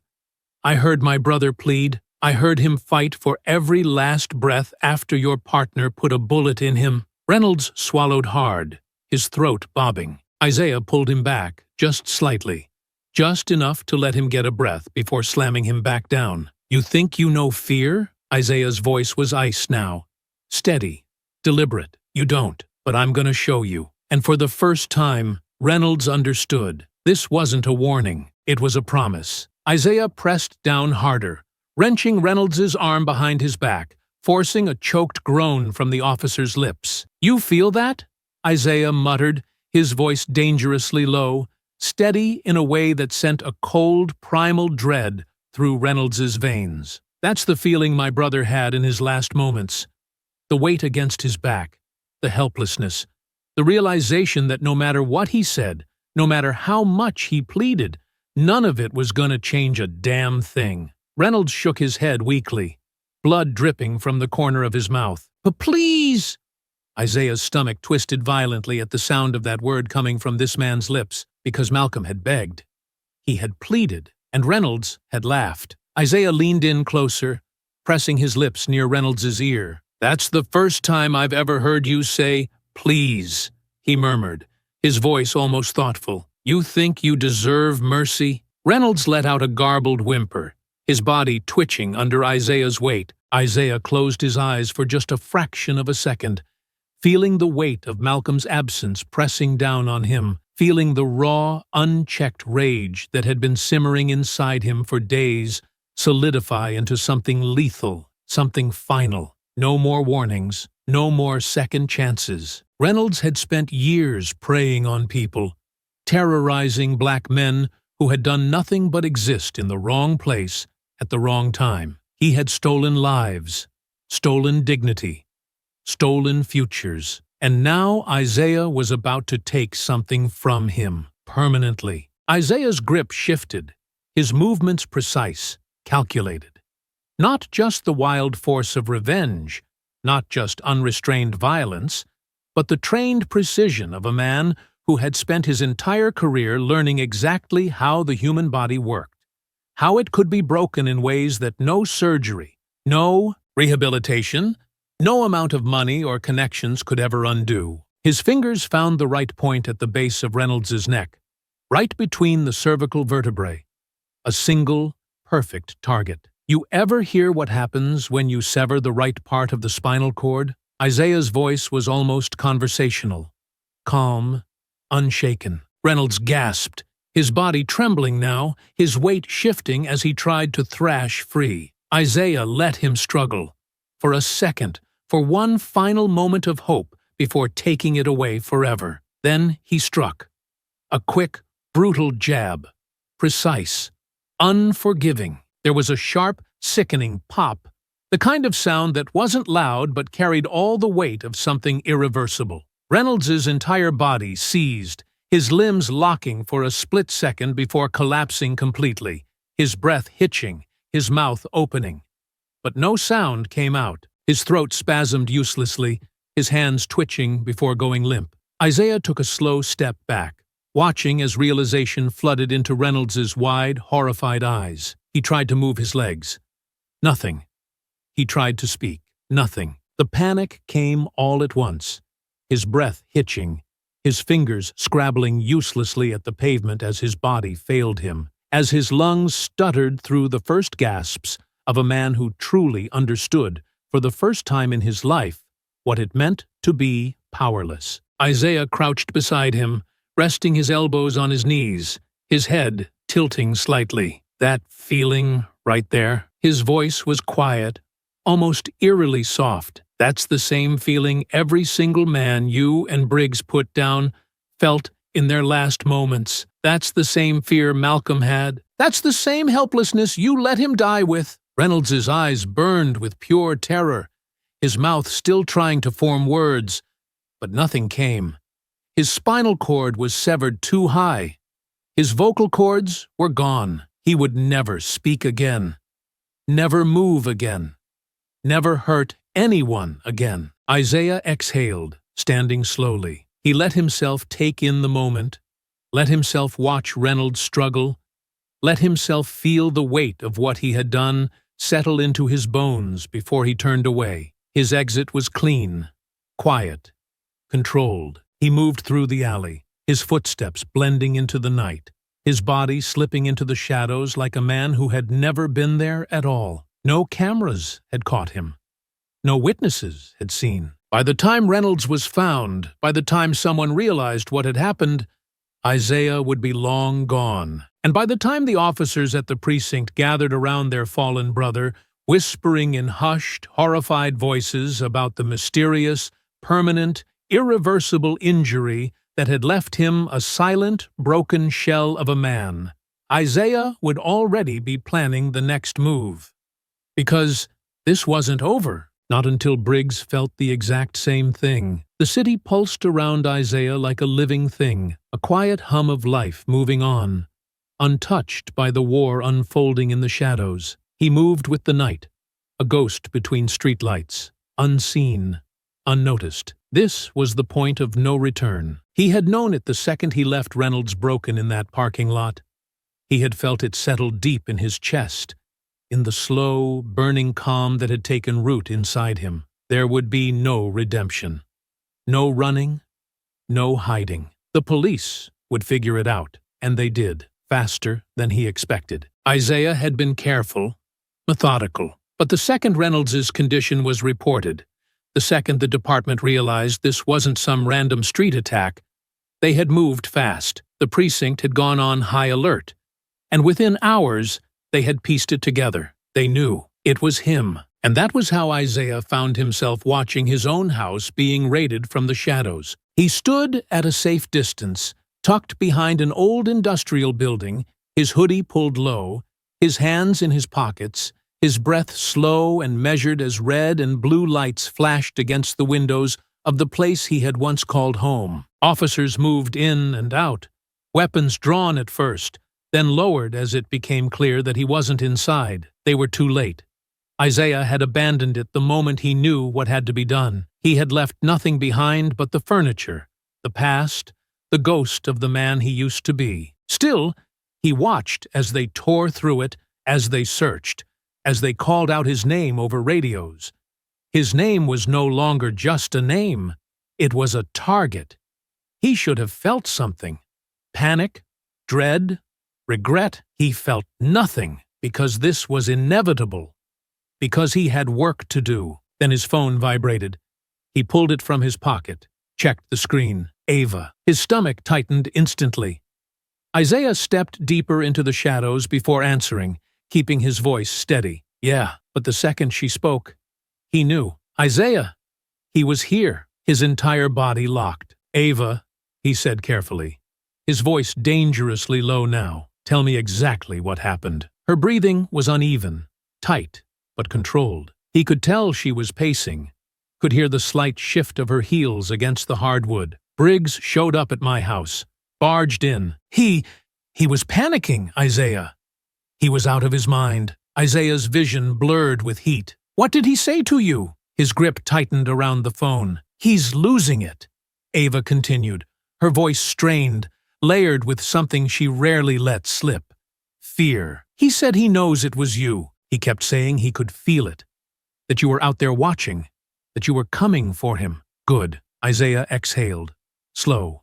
Steady. And what else? She hesitated, just for a second. Then he put a gun to my head, Isaiah. The world stopped. Everything inside Isaiah went still. He said, if I don't tell him where you are, Ava continued, her voice quieter now, controlled but shaking just enough for him to hear it. He's going to kill me first, then come for you. Silence stretched between them, thick, heavy, ready to snap. Then Isaiah closed his eyes, and his voice came out calm, deadly. Where is he now? Ava swallowed. He left. I don't know where he is. Isaiah barely blinked. He knew Ava. Knew her well enough to hear the war waging inside her. You don't have to do this, she finally said, her voice steady but pleading. I already told you the police are on you. Your house is gone, Isaiah. It's a crime scene now. They're going to find any loose thread they can to pin you down. If you stop now, Ava, his voice cut through the air, sharp, unyielding. She went silent. Isaiah exhaled through his nose. You know I can't stop, and you know why. There was a long pause. Then she whispered, almost too softly. Yeah, I know. That was the thing. She did know. She knew exactly what this was, exactly what had to happen, even if she would never say it. Isaiah took another step back, watching the last of the officers move in and out of his house, watching the scene that no longer had anything to do with him. The man they were hunting was already gone. You need to leave your house, Isaiah told her, his voice firm now, an order, not a request. Now, pack a bag, go to a hotel, pay in cash, don't tell anyone where you are. Just stay out of this, Ava. You think running is going to…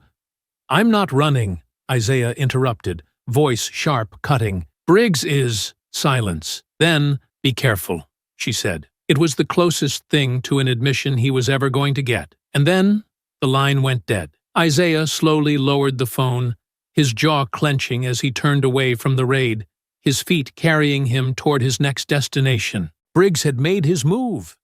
He had made it personal.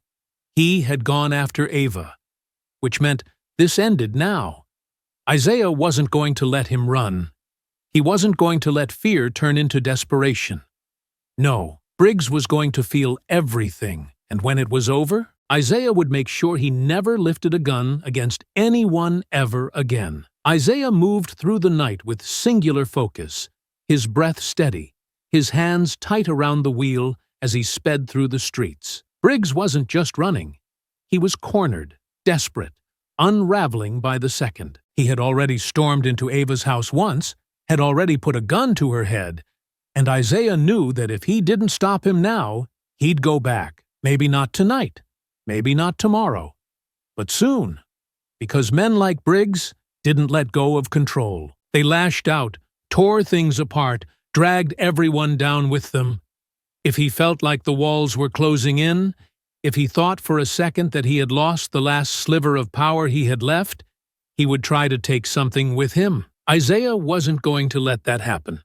He had planned for this. Days ago, while studying Briggs, he had placed a tracker on his car. A small, untraceable device tucked into the wheel well, hidden under layers of grime, never noticeable unless you were looking for it. Isaiah had learned a long time ago that winning a fight wasn't about brute strength. It wasn't about rage. It was about preparation.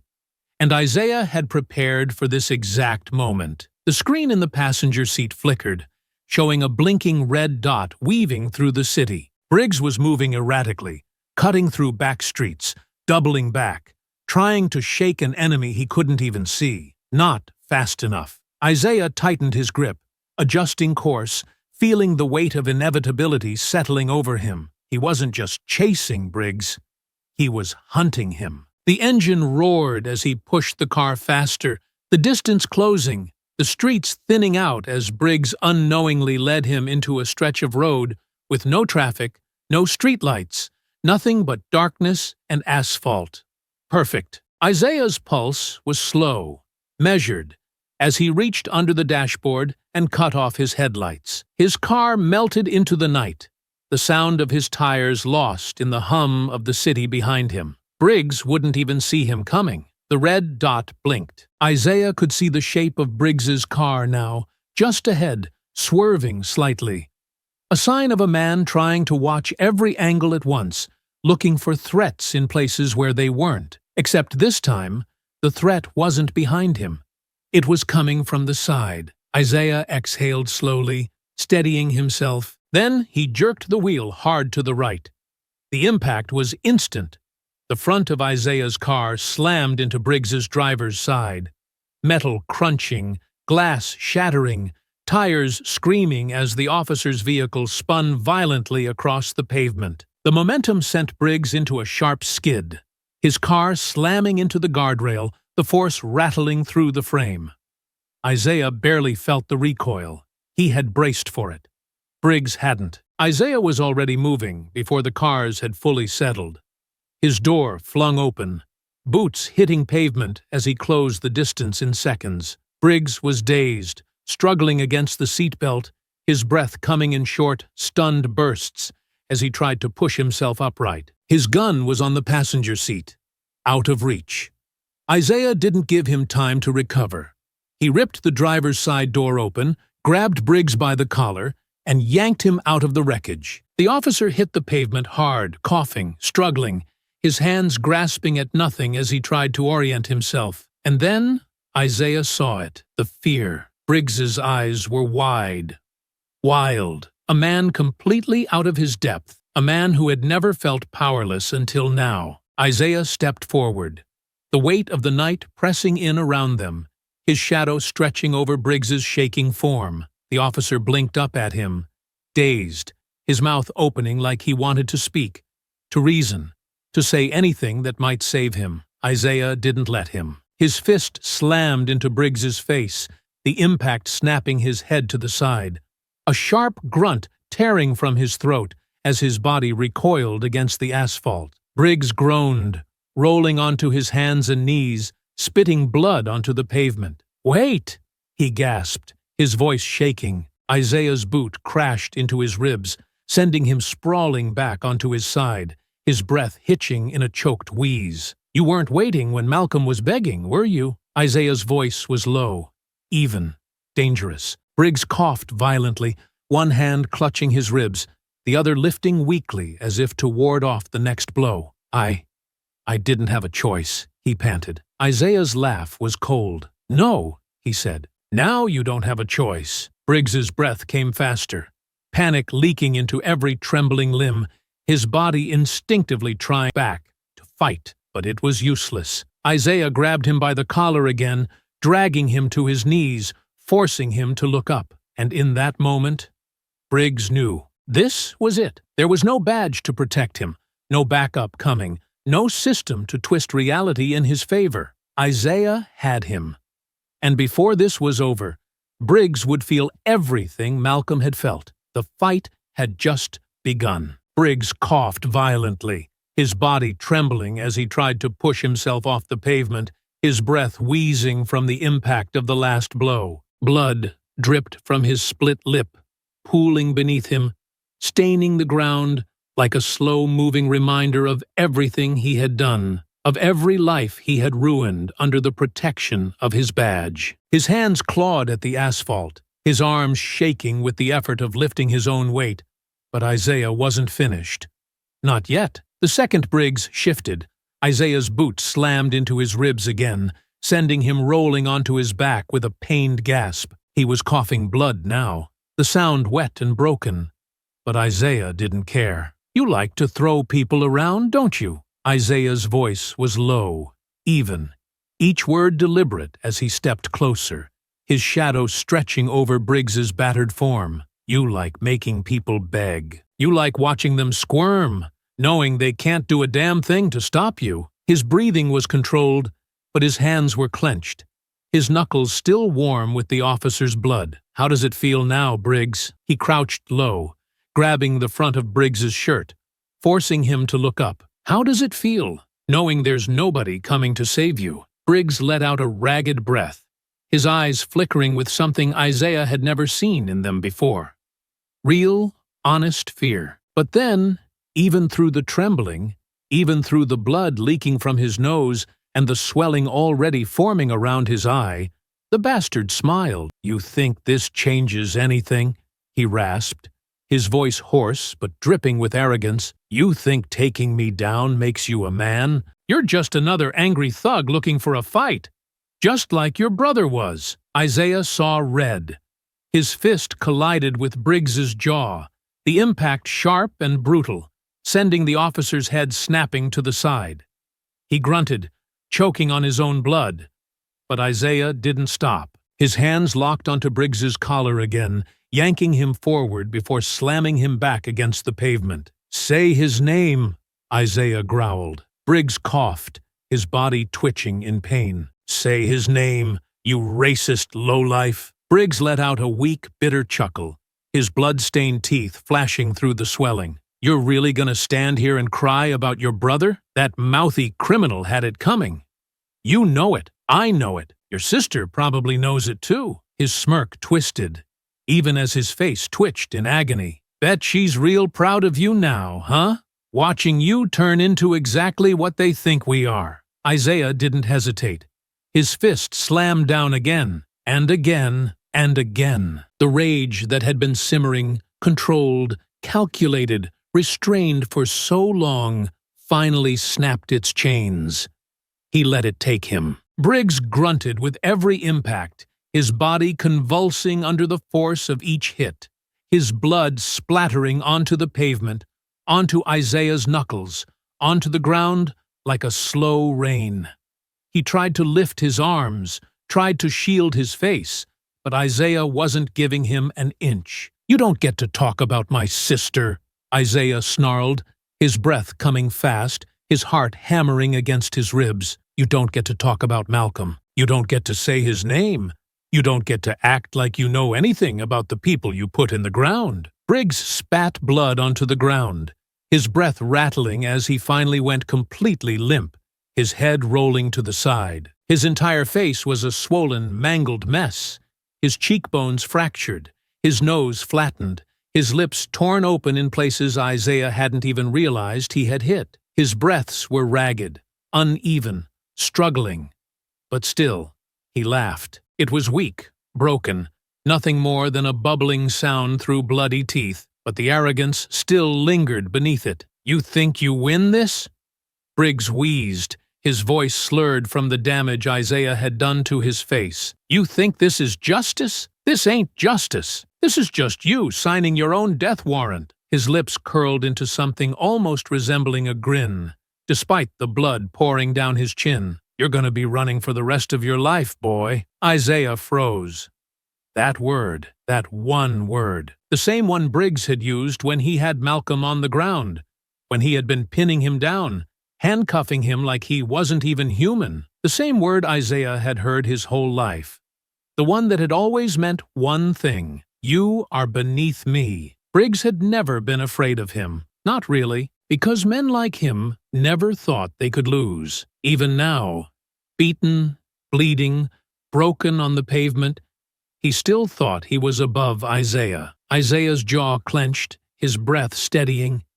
He already knew what Briggs was saying was true. There was no going back. The police would be after him until they had him in cuffs, or until they put a bullet in his back. No matter how much they had protected Briggs, no matter how many crimes they had covered up for him, they would never let Isaiah get away with this. He had known it from the second Malcolm hit the ground. He had known it from the second he decided that justice wasn't enough. He wasn't leaving this night as a free man, but neither was Briggs. Isaiah let out a slow exhale, his mind clearing. The rage was still there, but it wasn't reckless anymore. It was something else now. Finality. Briggs lay sprawled across the pavement, his breath coming in short, ragged bursts, his body limp, broken, struggling against the weight of everything Isaiah had done to him. Blood painted his face, streaking down his swollen cheeks, pooling at the corners of his mouth, his teeth stained red with the price of his arrogance. His hands twitched weakly at his sides, his body trying to push back, to rise, to resist. But there was nothing left in him now. No power, no control, no smirk, no sneer, no easy lies to shield him. Just fear. Isaiah stood over him, fists still clenched, breath still slow, but the fire inside him had not burned out.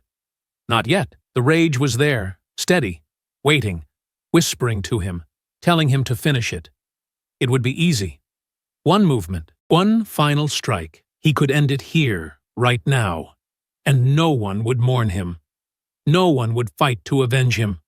No one would say his name the way they had cried out for Malcolm. The world would move on, unchanged, and for the first time in his life, Briggs would be nothing but a statistic. Isaiah took a slow breath, his fingers flexed. Briggs coughed, his swollen lips parting, his bloodshot eyes flickering with something desperate, something weak, but not entirely broken. He wanted to speak, wanted to say something, another plea, another lie, another final grasp at power. Isaiah didn't want to hear it, because he wasn't in that moment anymore. He was somewhere else, somewhere darker, somewhere colder. He was on the pavement, kneeling beside his brother. Malcolm's hand had been trembling in his breath coming in wet, stuttering gasps, his body fighting for every last second. Isaiah could still feel the way his grip had tightened, weak but insistent, his eyes locking onto his own, desperate to keep him there, desperate to make sure that he heard him. Don't let them get away with it. Isaiah had sworn that he wouldn't.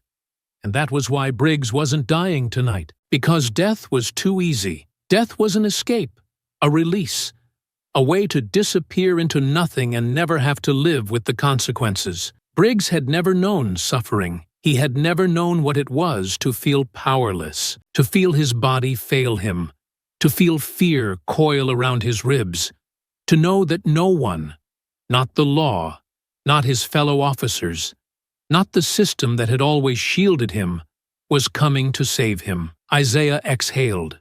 The decision settled deep into his bones. Calm.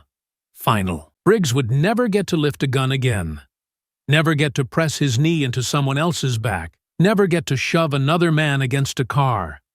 Never get to choke the breath from a person and call it justified. He would live, but like Reynolds before him, he would never walk again. Briggs must have seen it in his eyes, because for the first time his fear turned to panic. "Wait!" he croaked, his voice hoarse, thick with blood. "Please, don't!" Isaiah knelt, his grip tightening in Briggs's shirt, forcing his battered face to meet his gaze. "You were right about one thing," Isaiah murmured, his voice low, almost soft. But there was no kindness in it, only certainty. Only justice. "I will be hunted for the rest of my life." His breath was steady, even. "But so will you." Briggs's entire body tensed. Isaiah didn't hesitate. His hands moved with precision, the kind of brutal, practiced expertise only a soldier could have, the kind of skill that didn't just break a body, but left it trapped inside itself, conscious, aware, breathing, but useless. Briggs let out a sharp gasp as Isaiah's fingers pressed deep into the base of his spine, the exact spot where the nerves were most vulnerable. His body seized violently, his back arching for half a second, his muscles locking in place before everything went completely still. Isaiah let go. Briggs collapsed. His chest still rose and fell, his breath still came, but his legs did not move. His arms twitched once, a weak, feeble movement, before they too fell limp against the ground. Briggs's mouth opened. Nothing came out. Isaiah watched as realization flooded into the officer's face. The shock, the horror, the understanding. He tried desperately to lift his arms, to turn, to move his fingers, to do anything but lay there on the cold pavement, staring up at the sky like a man who had finally learned what it felt like to be helpless. But nothing happened. Isaiah's expression didn't change. You ever hear a man beg for his life before? His voice was quiet now, measured. Because I have. Briggs let out a weak, broken sound. Something between a sob and a gasp. Something pathetic. Something meaningless. Isaiah stood. Briggs didn't. Isaiah turned, his body slipping into the darkness, his movements unhurried, steady, knowing that Briggs would never stand again. Behind him, Briggs tried one last time to move. His fingers twitched. His chest shuddered.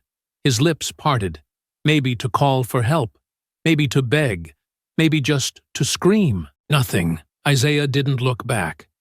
Isaiah kept walking, his breath steady, his hands loose at his sides, his fate already sealed. The police would come for him, the system would hunt him, the weight of what he had done would never leave him. But Malcolm's voice echoed in his head, steady, certain, a reminder of why he had done this in the first place. Don't let them get away with it. And he hadn't. Briggs would never hurt anyone again. The city was alive with flashing lights, the distant wail of sirens splitting through the night, the police scrambling, hunting, trying to contain the chaos that Isaiah had unleashed. He stayed to the shadows, moving with precision, slipping through alleys, avoiding cameras, keeping his head low. The hunt was already underway. Briggs and Reynolds were both out of commission, paralyzed, useless, and every officer in the city would be out for blood. The force would not take this as a loss.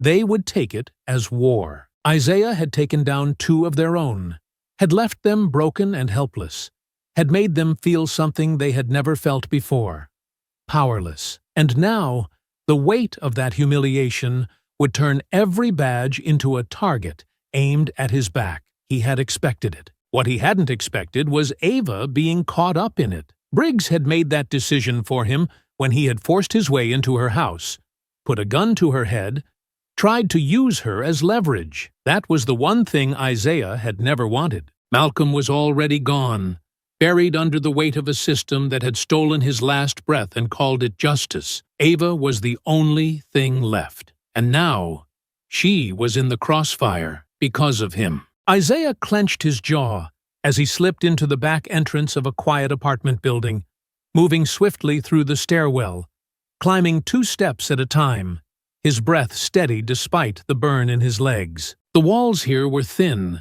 the air stale with cigarette smoke and something old and forgotten, the dim glow of hallway lights barely cutting through the darkness. But it was safe, for now. He reached the door at the end of the hall, knocked once, a pause. Then the lock slid open. The door cracked just enough for him to see Ava's tired, knowing eyes staring back at him. She didn't speak. She just stepped aside, letting him in. Isaiah moved past her, feeling the weight of everything pressing down on him as he stood in the small, quiet space. It was a temporary place, not her home. She had already abandoned that the second Briggs showed up at her door. A suitcase sat by the couch, half-zipped, papers stacked neatly beside it. Always prepared, always 10 steps ahead. He turned to face her, meeting her gaze. "I'm sorry," he said quietly. Ava didn't react, didn't flinch, didn't try to interrupt. She just crossed her arms, exhaled slowly, waiting for him to say what they both already knew. "This wasn't supposed to touch you," he continued, his voice low, steady, but heavy with something deeper. "I knew what I was doing. I knew what was going to happen to me. But I didn't want you to get dragged into it. I didn't want them looking at you the way they're looking at me now, Ava scoffed, shaking her head, a humorless, bitter sound slipping from her lips. You think this is the first time they've looked at me like that? She leaned against the counter, arms still crossed, her expression unreadable. You think because I wear a suit and argue in court instead of throwing punches in the street that they respect me? That they don't see me the same way they saw Malcolm? The same way they see you? Isaiah didn't answer, because she was right. She sighed, looking down at the floor for a moment before meeting his gaze again. You did what you had to do, and I can handle myself. He exhaled through his nose, glancing at the stack of legal documents on the table, at the unopened letters, at the weight of everything she was carrying because of him. Doesn't mean I don't regret it. Ava tilted her head, studying him carefully. Do you? Isaiah didn't answer right away. He thought about Briggs, about Reynolds, about the terror in their eyes when they finally understood, when they finally felt the fear they had inflicted on others. He thought about Malcolm's last words, about the promise he had made, about the way justice had failed them at every turn. No, he said finally, his voice firm, steady. I don't. Ava held his gaze for a long moment before nodding, her expression softening just enough to let him know that she understood. Isaiah sighed, rubbing a hand over his jaw, knowing what had to come next. I have to go. The words felt final because they were. Ava nodded again, her eyes flickering with something unreadable, something unspoken, something neither of them had the time to say out loud. Where? He shook his head. Doesn't matter. She exhaled through her nose, looking away for a brief moment before stepping forward, placing a firm hand on his shoulder. They're never going to stop looking for you. Isaiah nodded. I know. They're going to spin this however they want. Make you the monster. Make you public enemy number one. I know. Ava's fingers curled slightly against the fabric of his jacket, her voice dropping lower, more serious. Isaiah, if you ever need... He shook his head before she could finish. I don't want you waiting for a call that isn't coming. He forced himself to hold her gaze, to let her see the truth in his eyes. I need you to be okay. You're the only thing left, Ava. Her jaw tightened, but she nodded. Then go. Isaiah inhaled slowly, taking in the moment, the last piece of home he had left. He stepped back, gave her one last look, and then he turned, disappearing through the door without another word. He didn't look back. He couldn't. By the time the police realized where he had been, he would be long gone. A ghost in the wind. Another name on their list. Another problem to hunt down and bury. But they would never find him. Because Isaiah wasn't running. He was already gone. Time moved differently now. There were no weeks, no months. Just the passage of days. The cycle of sunrises and sunsets that blurred together as Isaiah kept moving, staying ahead of the hunt, staying invisible in a world that was always watching. The moment he had walked out of Ava's apartment, the moment he had disappeared into the wind, he had known there was no returning to anything that had come before. He was a ghost now. The police had come down hard, harder than he had even expected. The media storm had erupted overnight, headlines screaming about an ex-Delta Force operative turned cop killer, about a vigilante with military training who had assaulted and crippled 2 decorated officers in what they framed as an act of calculated terrorism. They didn't mention Malcolm. They didn't mention why it had happened. They twisted it, controlled the narrative, turned it into something bigger than Isaiah himself, something dangerous, something monstrous, something that justified every resource they threw into hunting him down. But Isaiah had planned for this. He had been trained for this. And unlike them, he had no rules to follow. He moved through cities like a shadow, slipping in and out of places before his name could ever come up, before his face could ever linger too long in someone's mind. The first thing he had done was strip himself of everything that tied him to the life before. No phone, no bank accounts, nothing traceable. The military had taught him how to disappear, but that had always been under controlled conditions, with a mission structure, with an extraction plan waiting at the end. This time, there was no end.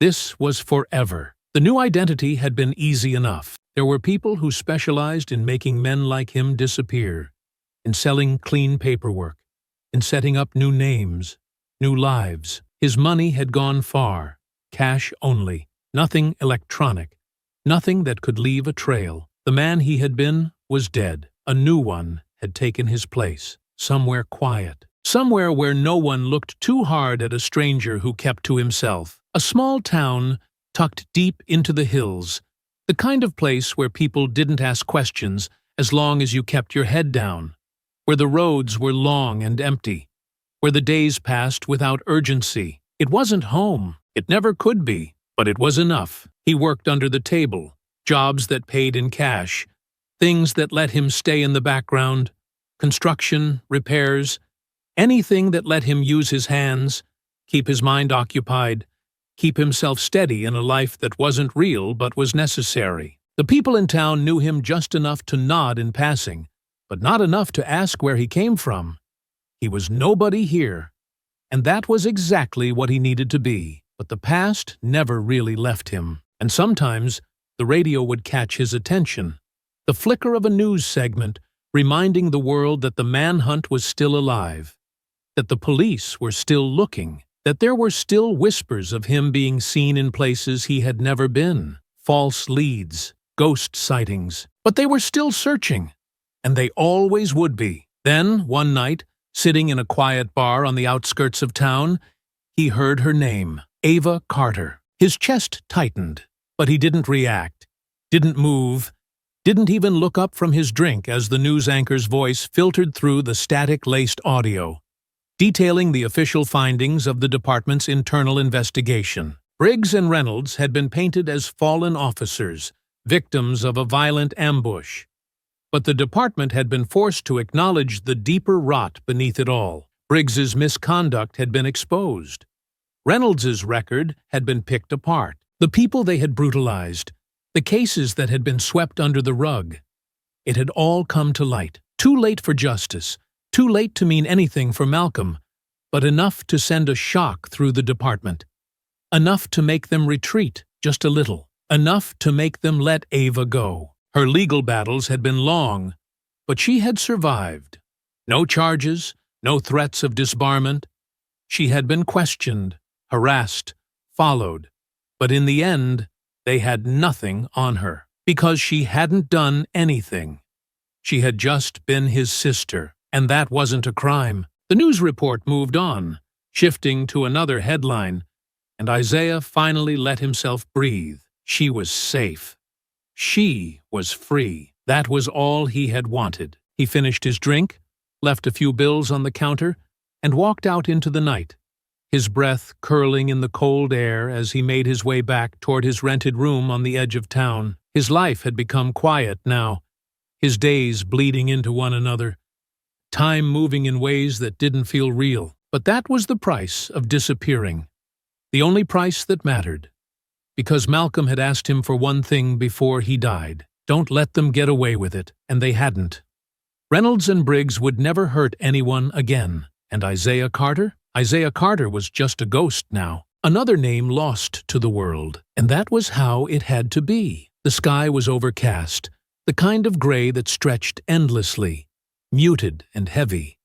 The clouds thick with the weight of something that never quite became rain. The cemetery was quiet, tucked away on the outskirts of the city, far enough from the noise, from the world that had kept moving, from the people who had forgotten what was buried here. But Isaiah hadn't forgotten. He stood at the edge of the path, his hands in his pockets, his breath slow and measured, his heartbeat steady despite the way his chest felt tight, despite the way his feet felt heavier the closer he got. 1 year. It had been 1 year since he had last seen Malcolm's face, 1 year since he had felt his brother's hand gripping his own, 1 year since that last breath, those last words, that final promise that had set everything in motion. Don't let them get away with it. He hadn't, but it had cost him everything. He took the last few steps, the wind cold against his skin, his jaw tight as his eyes fell on the headstone. Malcolm Carter, beloved son, devoted brother, taken too soon. Isaiah swallowed hard, his throat burning, the pressure building in his chest until it cracked.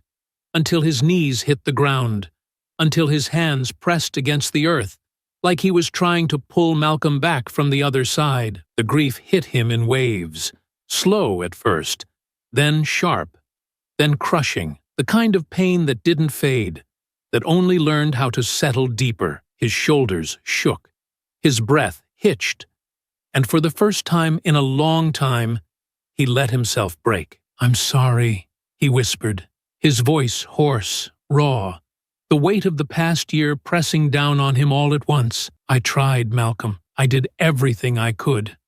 I made them pay. I made sure they'd never touch anyone again. I did what you asked me to do." He exhaled sharply, his fingers digging into the dirt. "But I still lost you." A sob broke free, his head bowing forward, his body curling slightly as the grief consumed him, as the memories rushed back too fast, too strong, too much. The laughter, the late-night conversations, the way Malcolm had always looked out for him, always been the one to keep them steady. His brother had always been the calm one, the one who thought before he acted, the one who never let the anger take him the way Isaiah had. And now, he was gone. Isaiah wiped at his face, his breath still uneven, his heart aching. "I wish you were here," he whispered. "I wish I didn't have to do any of it. I wish they hadn't taken you from me." His fingers traced the edge of the stone, his voice breaking. "But I wouldn't change it. Not one damn thing." A familiar warmth settled beside him,